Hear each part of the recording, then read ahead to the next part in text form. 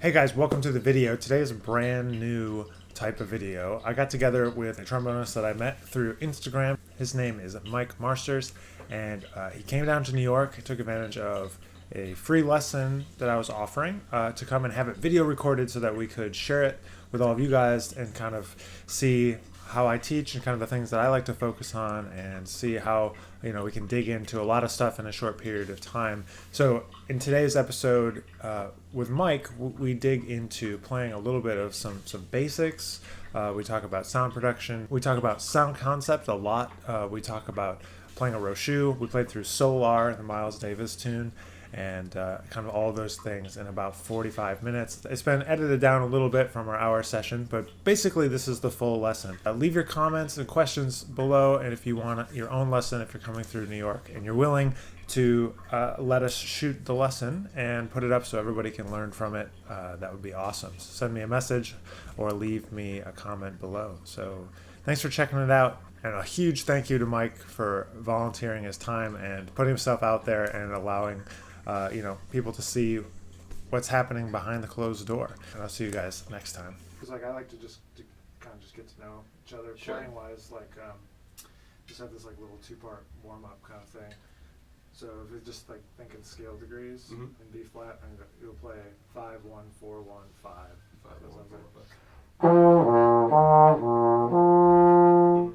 We'll play it in half notes, and I'm going to play basically back opposite from you, and it'll be kind of. It's from Steve Turre. Yeah. Yeah, so maybe we can do this and kind of just get warmed up a little bit. So we'll do it in that key. We'll go down in half steps. Okay, cool. 1, 2. Oh, I'm sorry. I left my mute in. Apologize on that. Nice. 1, 2, 3.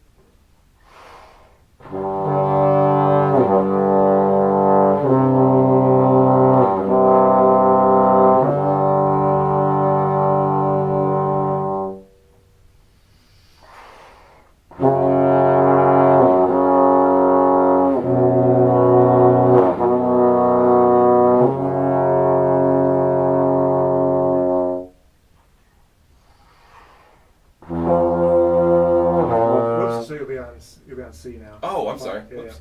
yeah. Group.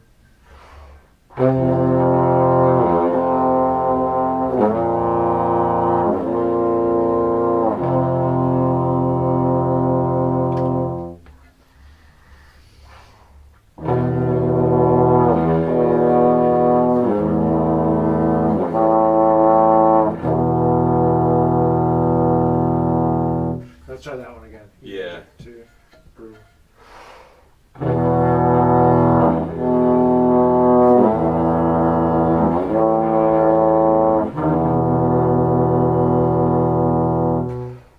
Let's just do that.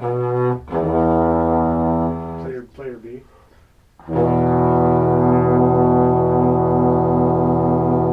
Yeah, you're still kind of sharp.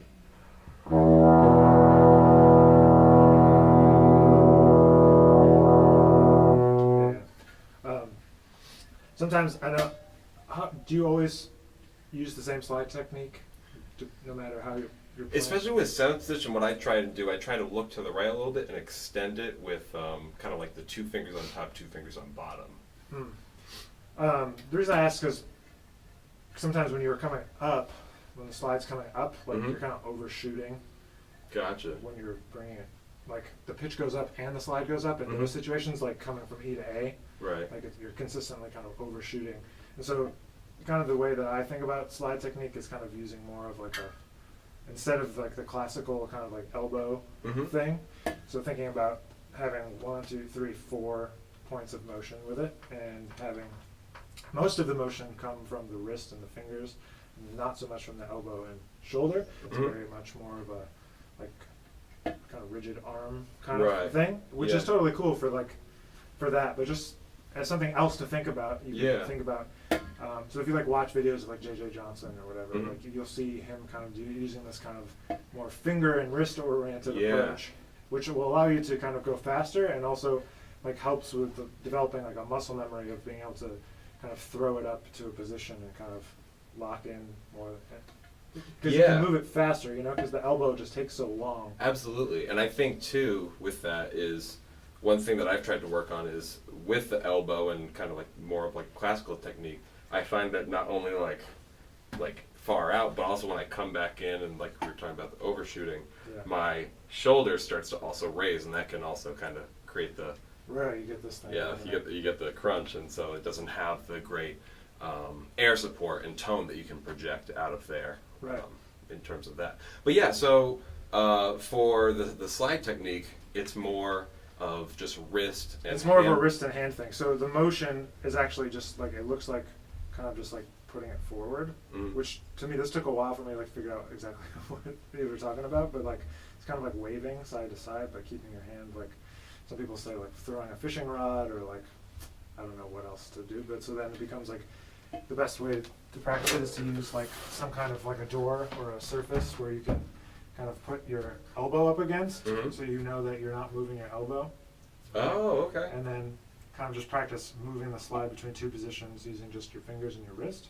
So I'm just kind of going from first to third, Mhm. just kind of. You can see I'm kind of throwing it out. Yeah, I and touching noticed it. that as well. So sometimes throwing it in between positions, as long as you're catching it right, Right. exact. You kind of get the muscle memory after a while of like exactly where it's at, and so you kind of just practice, first to second, and then second to third, and just trying to get that motion. Do you want to? Sure. Yeah, absolutely. Using So- a door can be a little better because it actually will hold your Yeah. hold your elbow. But So if I were just doing the so you first can to see it's third. like you're moving this all and it's hitting. So you just go first to okay. So kind of Throw right more now, with a thumb. think about putting your hand forward like that. Yeah, no, like turn your hand, not quite that much. Yeah. But, so just kind of take your hand first off and just kind of think about going like that, Okay. that motion. So you've got it with your fingers, then you throw it forward and catch it with your fingers. So, okay. It's kind of like that. Yeah, and then, I mean, you're holding it right now, like all the way up, like your Mhm. fingers here. If you think about holding it with the fingertips more, then you can throw it. Because when you're here, it's like a little, the hand won't turn that way. But if Yeah. there's enough distance here, you can kind of throw it like that. Yeah, you're kind of going like this. You're kind of throwing and moving your arm at Mhm. the same time, like that. So we're gonna keep the arm steady, still rather, and kind of just turn the wrist like this, kind of like that. Yeah, I'm definitely gonna practice this. So. Yeah. That's kind of the motion. So I would just go real slow and just like.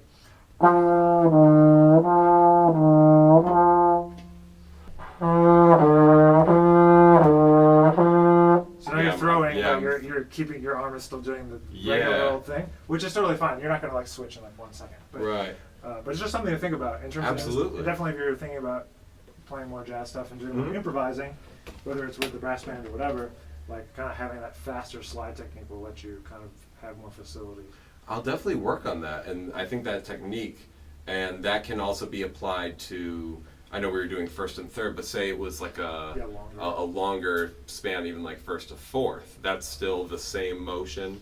Right. And so we kind of talk about like using other positions as home base rather than first all the time. So like Mhm. maybe you live in third position and then you can kind of reach up for second and fourth. Gotcha.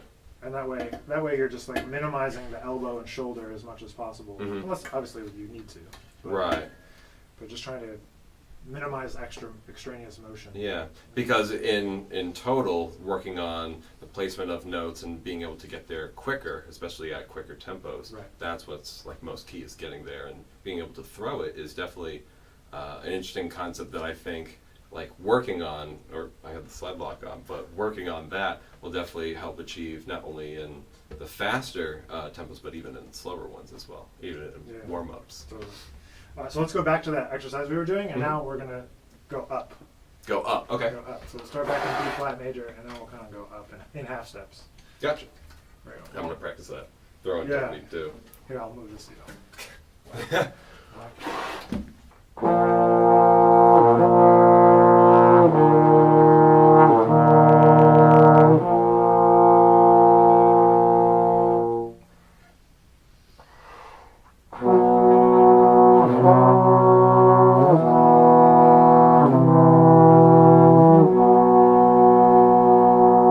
Let's try that one again. B major. 3, 4.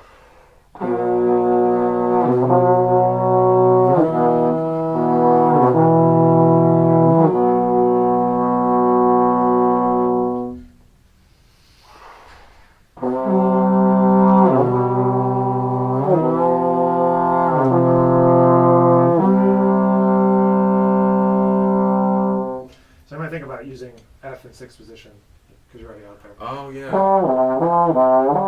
Yeah. I think on that one I noticed I missed the C as well. I was thinking almost too much about that throwing. Yeah.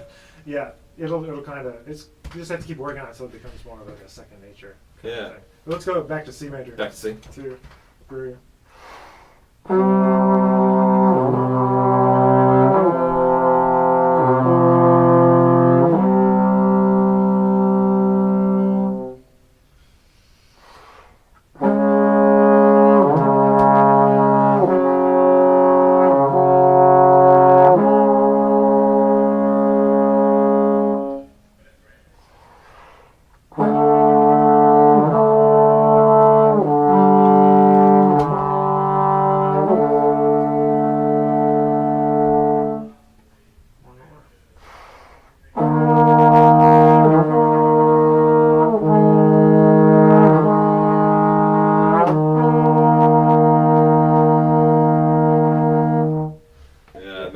Time on the E flat, I caught myself, I was throwing it and I didn't do it quick enough, so you got that like type of sound. So working on the speed and flexibility, not only with the notes but also the hand placement, I think will help.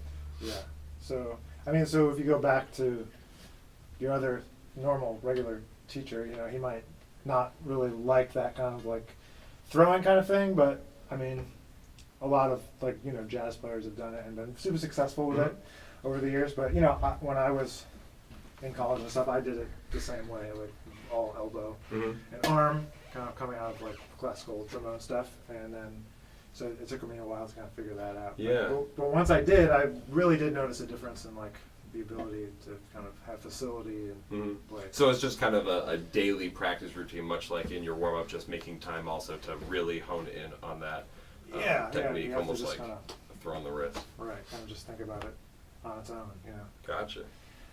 Awesome. So, what have you been working on? This is a Rochut.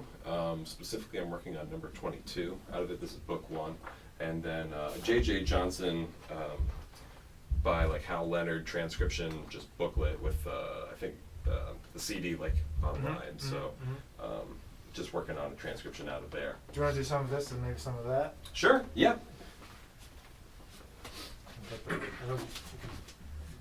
Yeah. So let's maybe do this for a few minutes and. Do you mind if I grab like the spray bottle real quick? I was just noted I had the kind of like more like a like gritty slide type of And that's one thing that I really try and avoid too. I use been using this Yamaha the slide lubricant. I found that was like the most helpful. I'm just gonna play a little bit of that. I'll just play. Yeah, just play a couple lines of it.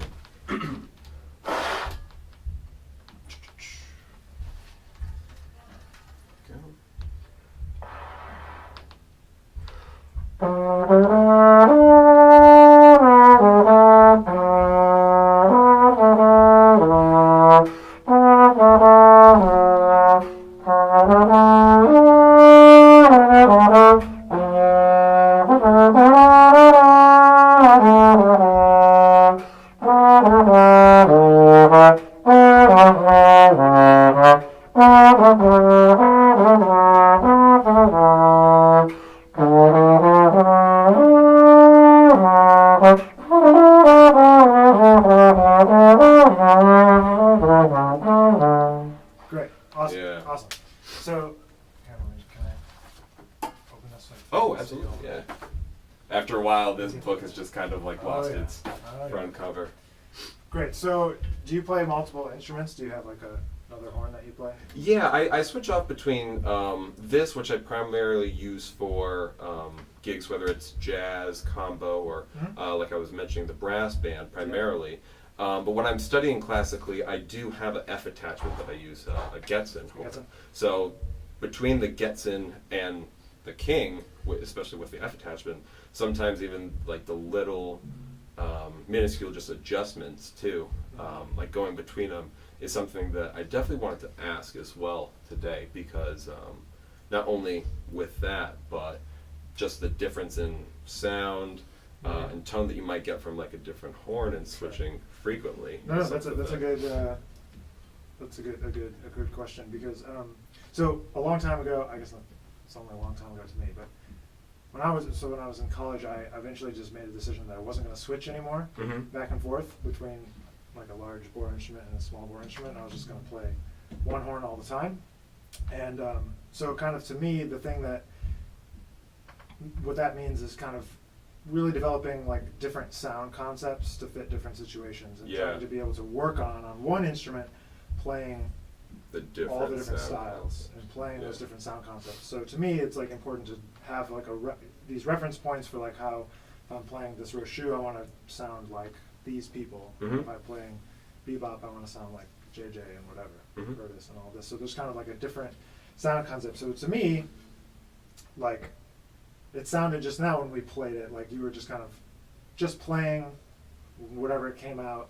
Yeah. Like oh, I'm playing my little horn, like I don't usually practice this on that kind of thing. Okay, you know? yeah, that does make sense. Right, True. and it's like, and I get it. Like you practice this type of music on this instrument and this type of music on that instrument. But I think it's important to kind of cross-pollinate if you're going to play like a larger instrument. Sometimes you might have to play it on a jazz gig or vice versa, and kind of being able to manipulate everything just using your mind and kind of your sound concept. So just imagining. So I like to do an exercise with students, usually like sit down and like write down like the great players that have a great sound, like in jazz or classical or just like trombone in general, or even just any music in general, and just kind of talk about like what are the qualities of the sound that I like, and put together like this imaginary like best sound to you, so that when you're playing something, you can always shoot for this like imaginary perfect sound that's like a combination of all the stuff that you like the best. And taking that also sound concept of, say, if it's with a Rochut and you have you're only sticking to one horn, in this sense, you know, being able to make that switch and say, okay, I want to sound Joe Alessi on this. But if I take out, you know, a transcription book, okay, I want to sound just like J.J. Johnson on this. But being able to switch the two is definitely not only like mind over matter, but also being able to practice that on either one horn, or if it's two, being able to merge the two together into one idea. Right. So can you play the first couple lines again, but trying to think of the same sound concept that you would if you were playing your other instrument. Okay. Kind of that like I imagine it as being like if your sound is like this size of a ball, like it's this big now. Because we're playing larger equipment. Right. Even though we're doing the same thing, like imagining we're playing larger equipment, filling up a concert hall rather than this little room. And so yeah, just play a couple measures of this again from the top.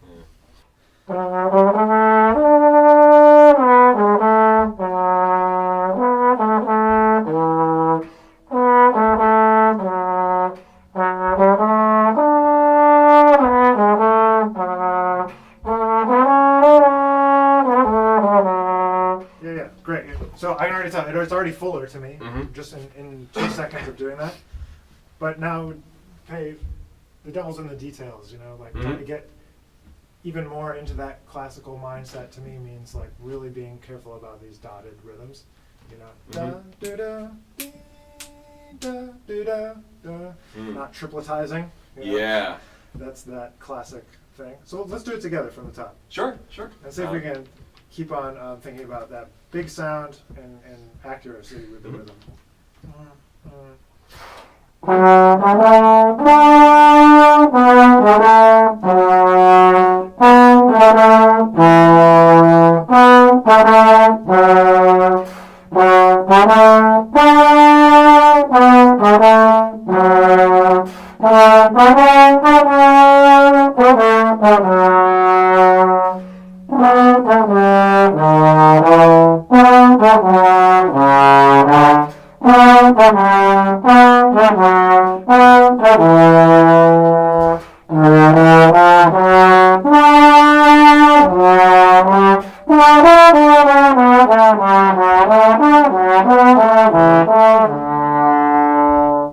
Yeah, and I could use about 700% more like music making Yeah. in the etude, in just this little etude, you know? Yeah. Even when we're just playing together, trying to, like, as soon as we got here, I felt like, let's make another statement, let's make this quiet, you know?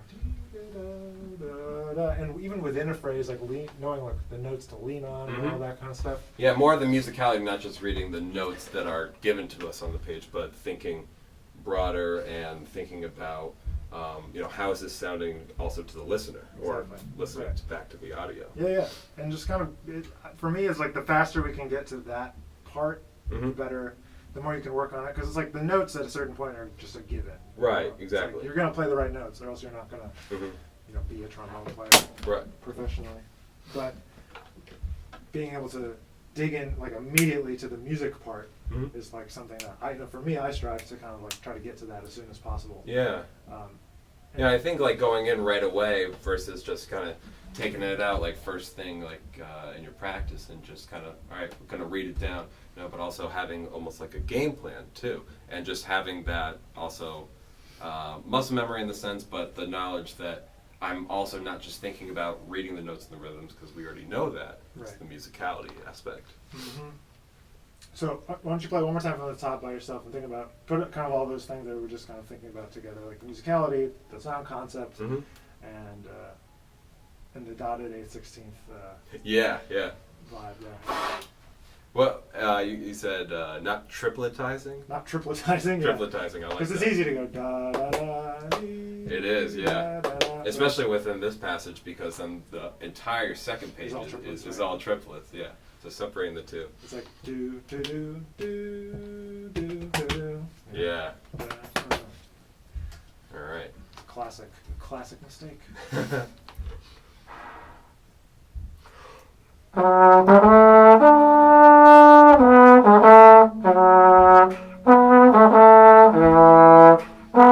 Yeah, okay, awesome. But it was all like one level.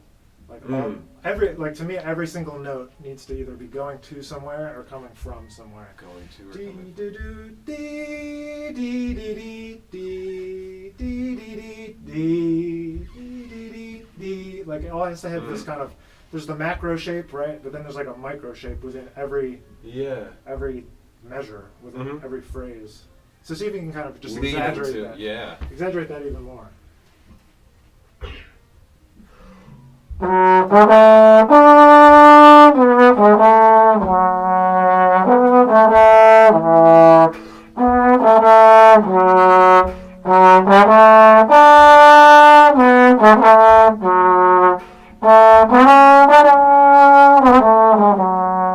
Yeah, I think you can exaggerate way more. Like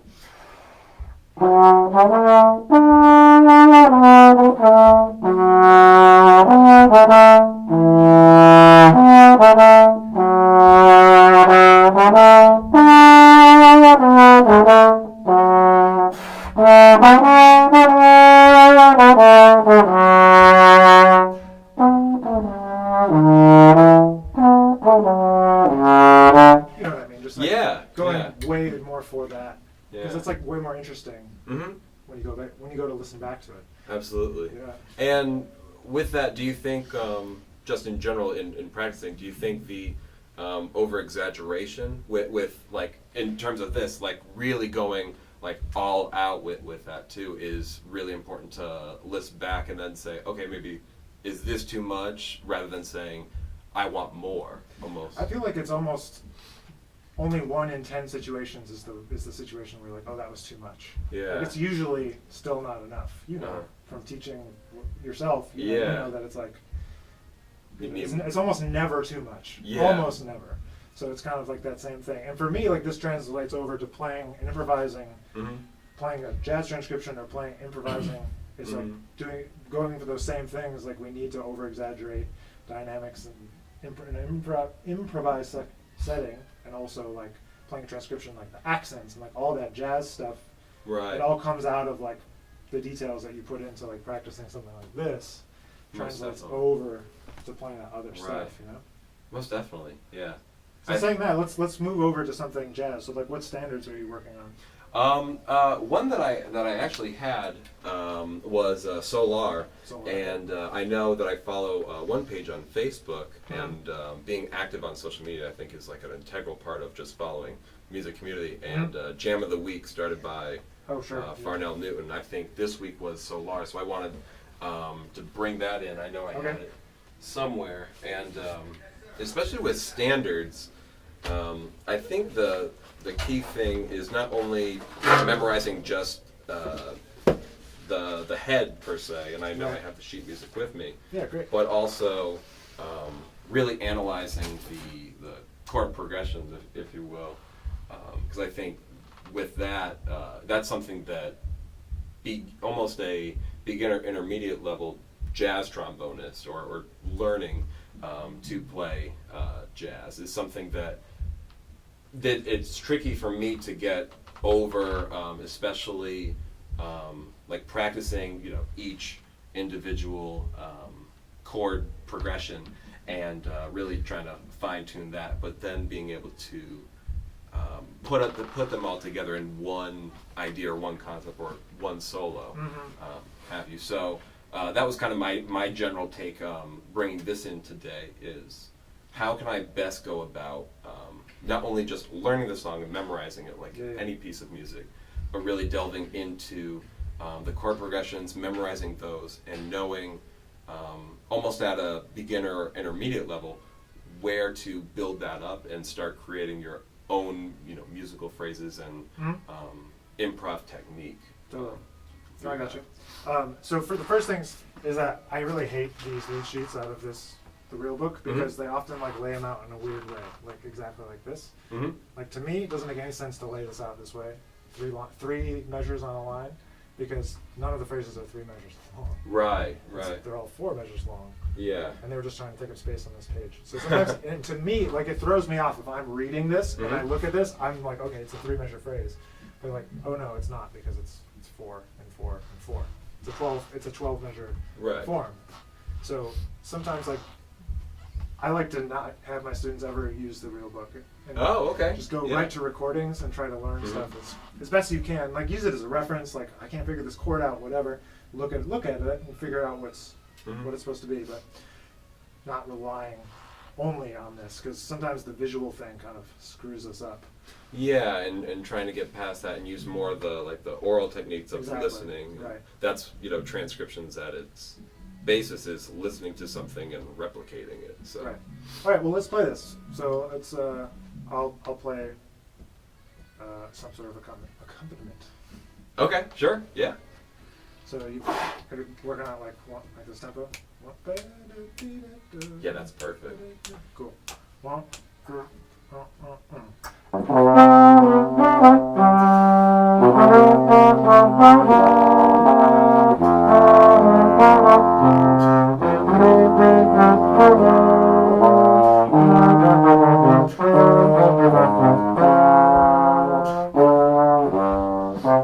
Okay, so first things first, let's get a metronome out so we can be comfortable playing with one another.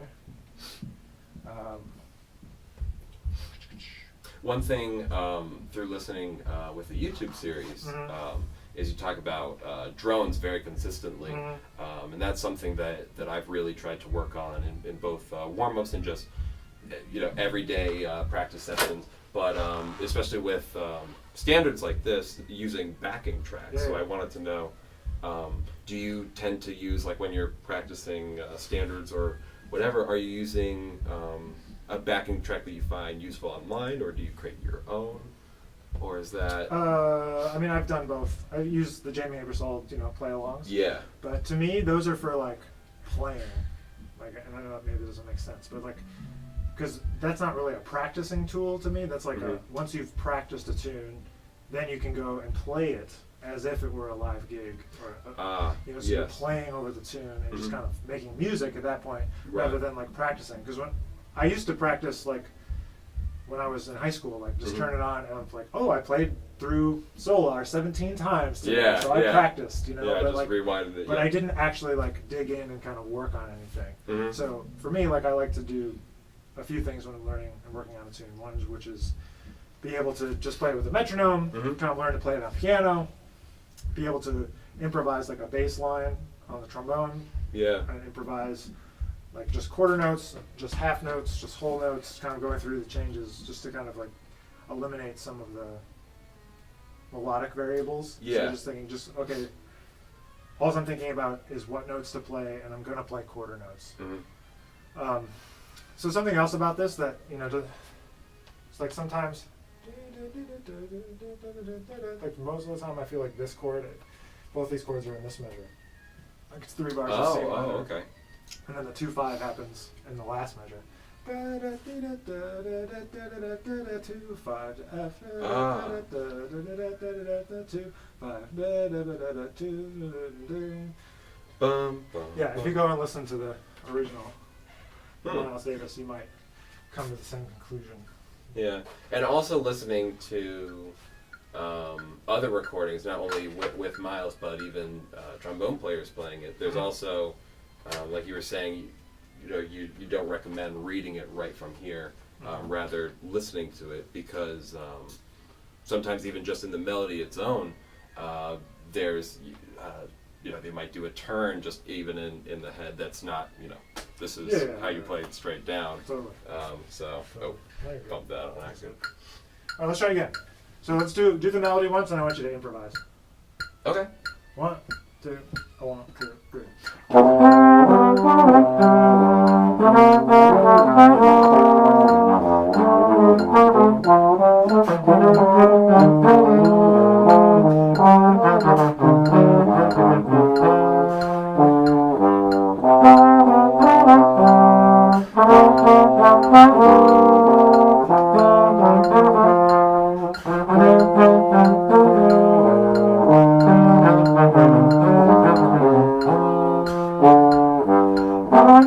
So this is on 2 and 4. Oh, okay. Yeah. My fault. That's okay. So it'll just kind of keep us in that, more of a jazz mentality than thinking, So that's 2 and 4. So it's 4. Now I'm all off. I'm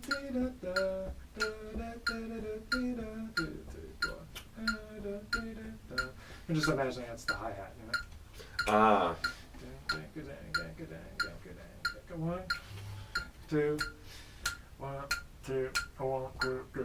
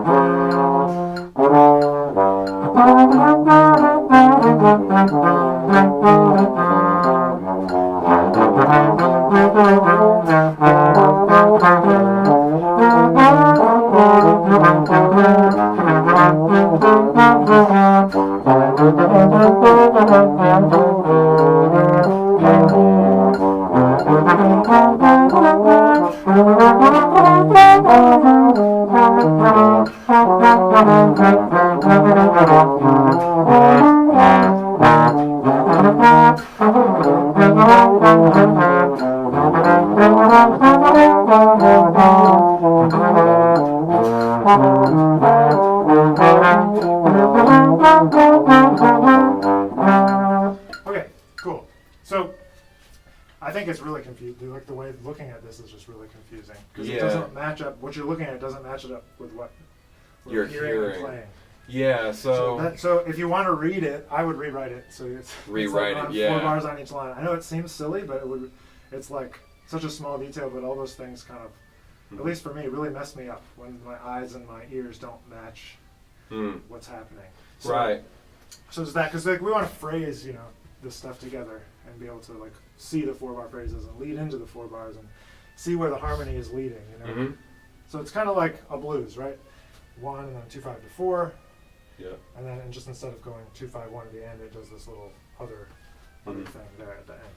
But Okay, so writing it out more and thinking in 4-bar phrases is gonna be helpful, and just thinking about like always leading to the next place. So turn this on for you have a reference. So always thinking about like the 5 chord leading to the next landing point. So landing on the 4 chord, landing on this E flat, landing on this D flat, and then landing on the top again.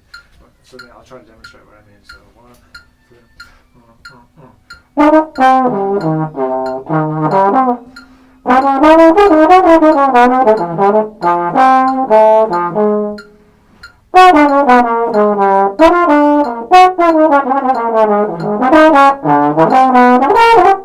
just kind of leading all the time to the. Yeah, and especially with the phrasing too. Like looking at it too, I almost feel like I want to be boxed into. Okay, this is C minor. All right, this is G minor 7. Then back to C7, or in that case, that's all just C7. And so like the main thing to do is to get the change from the C minor to the C7. So the E flat becomes E natural, which leads us to F major. So that's kind of the big picture of the first 4 measures. So when I'm playing, this tune or any tune, I'm always thinking like, not where I'm at, but where I'm going to. Where you're going. Right? So just like we were talking about the phrasing of like the Rochut, like, okay, where am I going to? So I need to lead in this next 4 bars to get to F major on the 5th bar.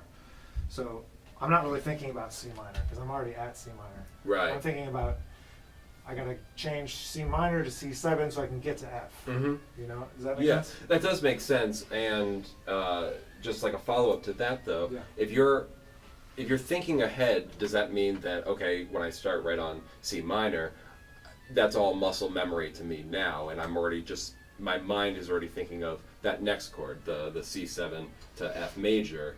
But during that, like especially with the beginner to intermediate level and working on the phrasing, should I just say, okay, I know C minor, I know the scale, and I know that, okay, I have to go to C7 to then F major 7. Where should my mind definitely be at? Should it be looking forward, or I think it should always be thinking forward. I mean, you're playing what you're playing in the moment, but you know that like what you're playing has to set up what's coming next. Because if I play like really busy on the C minor, like I play some like really fast line or something, like I'm not going to have time to think about where I'm getting to. But if I'm like, all right, I'm going to lead to be more active at the end of this phrase, so I can get to the F. It becomes like even all of that becomes second nature. But it's like a lot of times in jazz and jazz education, we learn like all the vocabulary, like we're transcribing solos and this and that, but we never talk about the context in which it's used or like how to use it. Right. And so oftentimes I hear students that are playing like just with the wrong accent, like it'd be like someone like an Italian coming to New York and speaking English. You're like, oh, I understand what you're saying, but you're not saying it correctly. So it's like that. It's like we know the language, we know the words, but we don't know how to say them with the right emphasis. Right. So it's like you learn some great licks or great lines, but it's like, if you just put it plop right here on bar 1, it doesn't make sense. But if you put it here in bar 4, leading to bar 5, all of a sudden it becomes like that's how you use it. Like that's where it makes sense. Like that's like the music part of it. Yeah, it's not where you're at; it's where you're going to. Yeah, always wherever you're going to. Yeah. So now with that in mind, we'll improvise a couple more courses. Sure. Just write on improvise. Thinking of. Yeah, and just think about where we're going. So like C minor, just to the C7 to get to here, and then you're getting to here, and then you're getting to here. Because those are the landing points, right? So we always want to be most active on the chord before the landing point. Yeah. All right. Yeah. Most definitely. What? It's right on the. You'll go right on the blowing. 1, 2, 1, 2, 3.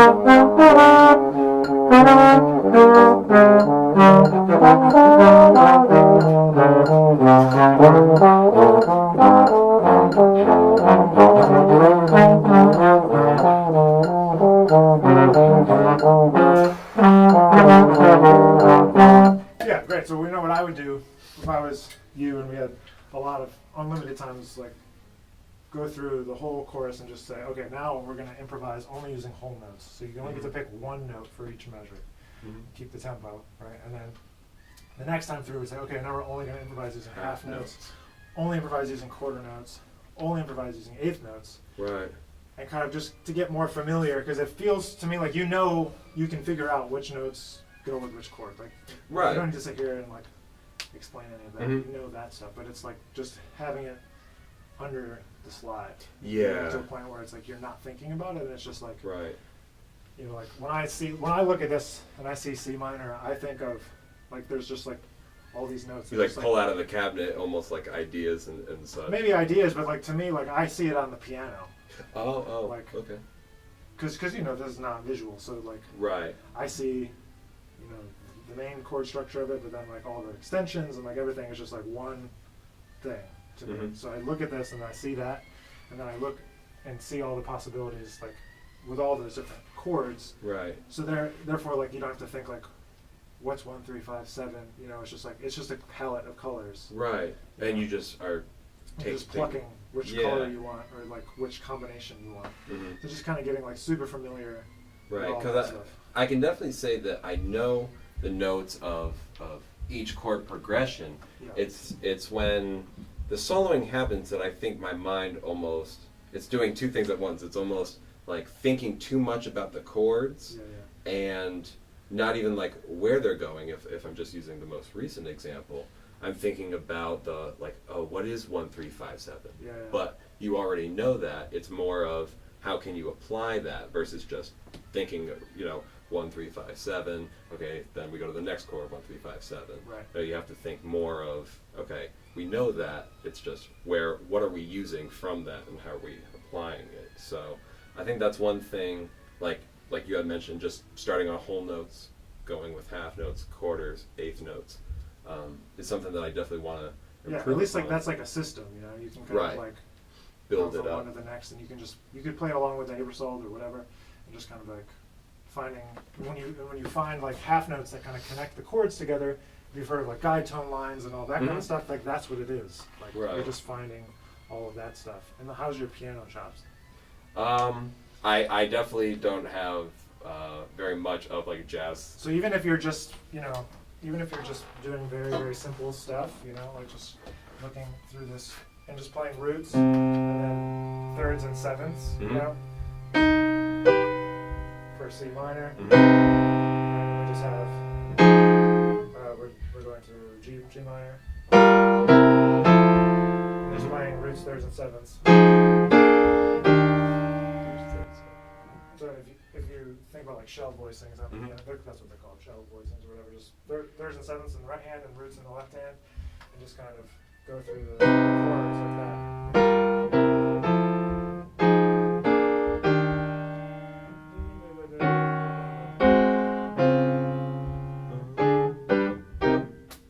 Just really simple, just slow, out of time even. Yeah. You know, and just kind of get that together.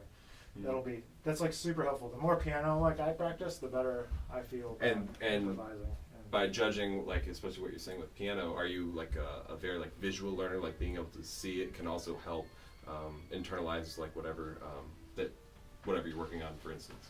Yeah. Because- I mean, so somewhat. I mean, I guess I'm not exactly sure where I fall on that spectrum Mhm. of that, but like to me, when I play it on piano, it just gets inside of me. There's something about like playing it and feeling the vibrations of the chords. I think Yeah. that like help muscle memory of the ears. Mhm. If that makes sense. Like, No, it's that kinda does like, make sense. It's kind of like, oh, I know that sound. I know what this is. You know. Mhm. I know what that is because I've played it.